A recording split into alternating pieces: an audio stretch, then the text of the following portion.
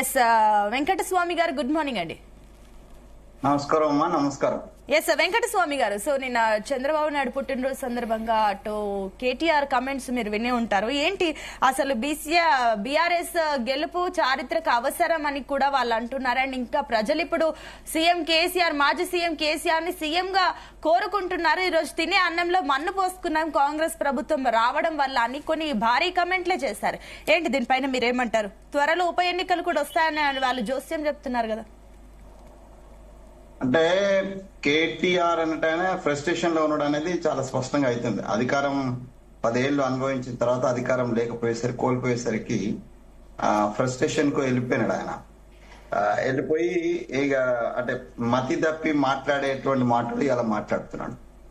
కాంగ్రెస్ ప్రభుత్వం చారిత్రక అవసరం అంట. ఆయనకు ఒక మంచి అవకాశం ఇచ్చారు. చారిత్రక అవసరమే. 2014లో 2018లో 2 సార్లు చారిత్రకమైనటువంటి అవకాశాన్ని ఆయనకి ఇస్తే ఆయన తెలంగాణ ప్రజల ఆశల మీద ఆశలను తీసుకుపోయి అగ్గిలో పడేసినాడు ఆయన. కేసీఆర్ కావచ్చు, కేటీఆర్ కావచ్చు.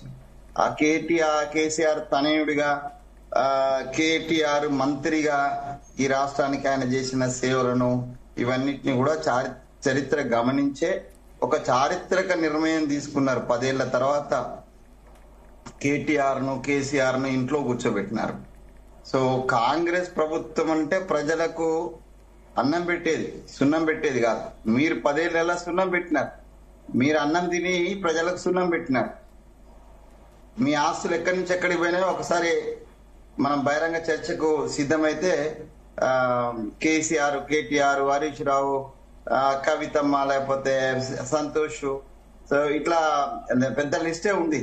వాళ్ళందరి తీసినట్టయితే ఉంటే వాళ్ళ ఆస్తులు 2014 ముందే ఉండే, 2014 నుంచి అంటే 14 తర్వాత అధికారంకి వచ్చినాక ఏమైనాయి అనేది ఒకసారి మీకు అంటే మీడియాకు సంబంధించిన వాళ్ళకి కానీ ప్రజలకు కానీ అందరికీ తెలుసు. అందుకే ఇంట్లో కూర్చోబెట్టినారు. ఇక చరిత్రగా ముగిసిపోయింది అది. ఆ చరిత్ర టిఆర్ఎస్, బీఆర్ఎస్ ఏం పేరు పెట్టుకున్నా కూడా ఆ చరిత్ర ముగిసిపోయింది. మళ్ళీ ఆయన ముఖ్యమంత్రి కావడమో లేకపోతే ఆయన అడ్డు పెట్టుకొని కొడుకు ముఖ్యమంత్రి కావాలనుకోవడమో అవన్నీ కూడా పగటి కళలు మాత్రమే. ఆ పగటి కళలనే మాట్లాడుతున్నాడు ఆయన. తర్వాత సరే, చంద్రబాబు నాయుడు గురించి ఆయన చేసిన comments I don't want go in to that because his opinion. ఆయనే చంద్రబాబు నాయుడుకు తిడతాడా, హక్కున చేర్చుకుంటారు, అదంతా కూడా వాళ్ళ పర్సనల్ అంశం. నేను దాన్ని రాజకీయం చేయదలుచుకోలేదు. సో ఆయన కామెంట్స్ ఆయనకే వదిలిపెట్టేస్తున్నాం, ఆయన విజ్ఞతకే వదిలిపెట్టేస్తున్నాం. మాకేం సంబంధం లేదు. కానీ కాంగ్రెస్ ప్రభుత్వం మీద ఆడిపోసుకోవడం ఏదైతుందో అంటే ఇక్కడ మీరు ఒకటి గమనించాలండి. అంటే ప్రజలను ఎంత బుద్ధిహీనులుగా ఆయన చూస్తున్నాడనంటే కాంగ్రెస్ ప్రభుత్వాన్ని ప్రజాస్వామ్యయుతంగా ప్రజలు ఎన్నుకున్న ప్రజలందరూ కూడా వెదవాలన్నట్టుగా మాట్లాడుతున్నాడు. అంటే తినే అన్నంలో మన్న ఎవడు పోసుకోడు కదా. అంటే ఈవెన్ పిచ్చివాడికి ఇచ్చినా కూడా పోసుకోవడం అనుకుంటున్నాను. కానీ ఇప్పుడు కేవలం కేటీఆర్ కమెంట్స్ కాదు, అటు ప్రతిపక్షాలు ఇప్పుడు బీజేపీ నుంచి కూడా అవే కమెంట్స్ వస్తున్నాయి. ప్రజల నుంచి మాట్లాడుతున్నారు ఇలాంటి కమెంట్స్ అని అంటున్నారు. ఒకటండి వెంకటస్వామి గారు, మన దగ్గర ప్యానెల్లో మన వాసుదేవరావు గారు కూడా ఉన్నారు. ఎస్, ఆయన కూడా కొన్ని కమెంట్స్ చేశారు. మీరు చేసిన ఏదైతే 420 హామీలు ఏవైతే ఉన్నాయో ఇంతవరకు ఏది కూడా అమలు కాలేదు, ఒక్క ఏదైతే ఉచిత బస్సు మినహా ఏది కూడా అమలు కాలేదంటూ కూడా కమెంట్స్ ఉన్నాయి. ఏంటి? ఎవరికి కనిపిస్తలేవు. ఉచిత బస్సులు అయితే కనిపిస్తున్నాయి. మేము అది ఎందుకు కనిపించట్లేదు? 200 అరే ఒక్క నిమిషం నన్ను మాట్లాడి. ఇప్పుడు మేము చేసిన హామీలలో అనేక హామీలను టు ది ఎక్స్టెంట్ పాసిబుల్ మేము ఇచ్చిన అంటే 100 days అనేటువంటి ఒక పదం ఉందా, దాంట్లో కొంచెం మేము వెనక అయినాం. నేను కాదని అంటలేదు, దాన్ని సత్యాన్ని ఒప్పుకోవాల్సింది. 100 days కాకపోయినా 100 days దాటినాకనైనా మేము ఇచ్చిన వాగ్దానాలకు సంబంధించి ఒక్కొక్కటి చేసుకుంటూ వస్తున్నాం. మీకు ఫ్రీ కరెంట్ ఇస్తున్నాం అండి, 200 యూనిట్స్ వరకు ఎవరికి కనిపిస్తలేదా? 500 గ్యాస్ ఇస్తున్నాం, కనిపిస్తలేదా? రైతులకు రుణమాఫీ చేసినాం, కనిపిస్తలేదా? ఇప్పుడు మేము ఎడ్యుకేషన్ సంబంధించి స్కిల్ యూనివర్సిటీ స్టార్ట్ చేసినాం, కనిపిస్తలేదా? సో ఇవన్నీ కూడా గుడ్డిగా విమర్శించకూడదు. విమర్శ సద్విమర్శ ఉండాలా. ఆ విమర్శ కూడా ప్రభుత్వం ఆలోచింపజేసే విధంగా ఉండాలా. అంతేగాని గుడ్డిగా కేటీఆర్ కు కేసీఆర్ మన రేవంత్ రెడ్డి మీద కోపంతోటో లేకపోతే వెంకటస్వామి మీద కోపంతోటో మాట్లాడకూడదు. ఒక విజ్ఞతతోటి రాజకీయాలలో విమర్శ చేస్తే అది సుపరిపాలనకు తర్వాత అధికారంలో ఉన్న వాళ్ళను ప్రజాపక్షంగా ప్రతిపక్షం కరెక్ట్ చేసేటువంటి అవకాశం ఉంటుంది. చాలా గుడ్డిగా అంటే గుడ్డిగా మాట్లాడుతున్నారు. బీజేపీ కావచ్చు, ఇటు బీఆర్ఎస్ కావచ్చు, చాలా గుడ్డిగా మాట్లాడుతున్నారు. వాళ్ళు 10 ఏళ్లలో ఏం చేసిందో శ్వేతపత్రం ఇవ్వాలండి. ఈ మోడీ గారు ఏం ఈ దేశానికి రాష్ట్రానికి ఏం ఒరగబెట్టిండో శ్వేతపత్రం ఇవ్వండి. మేము 10 నెలల్లో లేకపోతే ఒక సంవత్సరం దాటింది, 13, 14 నెలలు అయింది, మేమేది ఇస్తామో శ్వేతపత్రం ఇద్దాము, అందరం కూర్చుందాము, పర్సెంటేజ్ తీద్దాం, 10 ఏళ్లలో ఏం చేసినారు లేదా 10 నెలల్లో ఏం చేసినారు అనేటువంటిది శ్వేతపత్రం విడుదల చేసి బహిరంగ చర్చకు రావాల్సింది. మీలాంటి మీడియా అందరు కూడా మొత్తం అంతా మీడియాను బహిరంగంగా పెట్టండి, బహిరంగ చర్చ పెట్టండి. అది అక్కడికి వచ్చి ఏదో మొండివాదం చేయకుండా ప్రజలకు డాటా తోటి మనం సమర్థిద్దాం. దాంట్లో దమ్ముంటే నేను బీఆర్ఎస్ అండ్ బీజేపీలను సవాల్ చేస్తున్నా. వెంకటస్వామి గారు, ఎస్ వాసుదేవ్ గారికి సబ్మిషన్ ఉందంటే ఎస్ మీరు చెప్పండి. లేదు, వెంకటస్వామి గారు చాలా మంచి పాయింట్ లేవనెత్తారు. ఎందుకంటే కాంగ్రెస్ గవర్నమెంట్ రాగానే ఫస్ట్ మొదలుపెట్టి వైట్ పేపర్ బిజినెస్. మేము వైట్ పేపర్ మరి సంవత్సరం అయింది కదా, 15 నెలలు అయింది కదా, 500 రోజులు అయింది కదా మీరు ప్రభుత్వంలోకి వచ్చి. ఒక్కసారి మళ్ళీ ఒక వైట్ పేపర్ మీరు ఏం చేశారు, అప్పుడు పరిస్థితి ఎలా ఉందని మీరు వైట్ పేపర్లు పెట్టారు కదా, ఇంకొక వైట్ పేపర్ ఇస్తే బాగుంటుంది. మేము ఎదుటిని అడిగే ముందు మన చిత్తశుద్ధి చూపించుకొని తర్వాత ఎదుటి కరెక్ట్గా ఉంటుంది. కాబట్టి మీరు వైట్ పేపర్ అదే ఎప్పుడు కాదన్న వెంకటస్వామి గారు, నేను చెప్పేది మీరు ఇచ్చిన వైట్ పేపర్ దేనికి ఇచ్చారు అందరూ తెలుసు.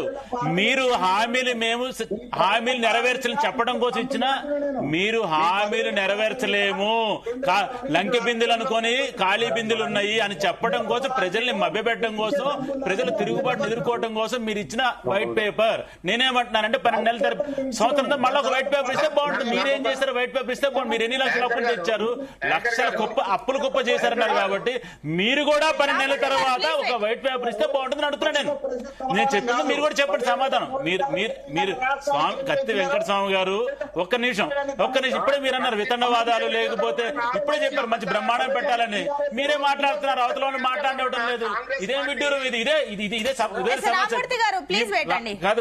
వెంకటస్వామి గారు ఇప్పుడు ఏం చెప్పారంటే ఇష్టానుసారం మాట్లాడుకుని మంచి ఓపెన్ చర్చ పెడతాను. నేను మాట్లాడుతుంటే మీద పడుతుండే ఇంకేసలు మన దయ్యాలు వేదాలు వాళ్ళు ఇచ్చినట్టు ఉంది. అది నేనేం చెప్తున్నానంటే వైట్ పేపర్ మీరు ఎందుకు ఇచ్చారు ప్రజలందరూ తెలుసు. లంకె బిందులు ఉన్నాయి అనుకోని ఖాళీ బిందులు అనుకున్నామని చెప్పి ఉన్న 420 ల్యాబ్లు ఇవ్వలేమని చెప్పడం కోసం మీరు ఇచ్చిన వైట్ పేపర్. నేనేమంటున్నానంటే 12 నెలలు దాటిన తర్వాత 15-16 నెలలు అయింది కదా, 12 నెలలు అయిపోయింది. ఈ 12 నెలలుగా ఈ వైట్ పేపర్ మేము మళ్ళా ఇస్తున్నాము.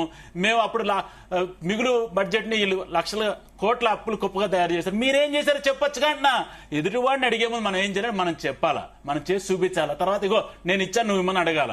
అప్పుడు ఇచ్చిందేమో వైట్ పేపర్ దేనికి ఇచ్చావు అందరూ తెలుసు. మీరు ఎందుకు ఇచ్చారో వైట్ పేపర్ ప్రతి ఒక్క మా సామాన్య మనకు తెలుసు. ఈ 420 హామీలు, 6 హామీలు, 100 రోజులు ఇవన్నీ గాల్లో ఓకే నిమిషం అండి. ఎస్ వెంకటస్వామి గారు, సో మీరు ఇందాక ఒప్పుకున్నారు 100 రోజులు అయిపోయింది, మీరు చెప్పింది వాస్తవం. 100 రోజులు కాదు 500 రోజులు దాటిపోయినా కూడా ఎందుకు ఈ గందరగోళం? మరి ఈ విమర్శలకు మీ సమాధానం ఏంటి? గందరగోళం ఏం లేదమ్మా. ఇప్పుడు మేము రుణమాఫీ ఇస్తానన్నాము, రుణమాఫీ ఇచ్చినమా లేదా దాన్ని రుణమాఫీ 100% కంప్లీట్ చేసిరా చెప్పరాదే. ఎందుకు పోరాటాలలో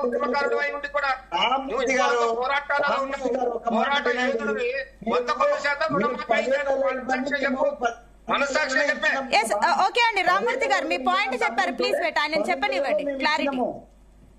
10 ఏళ్లలో టిఆర్ఎస్ గవర్నమెంట్ ఎంత రుణమాఫీ చేసిందో అంతకంటే ఎక్కువ రుణమాఫీ మేము 10 నెలలనే చేసినాము.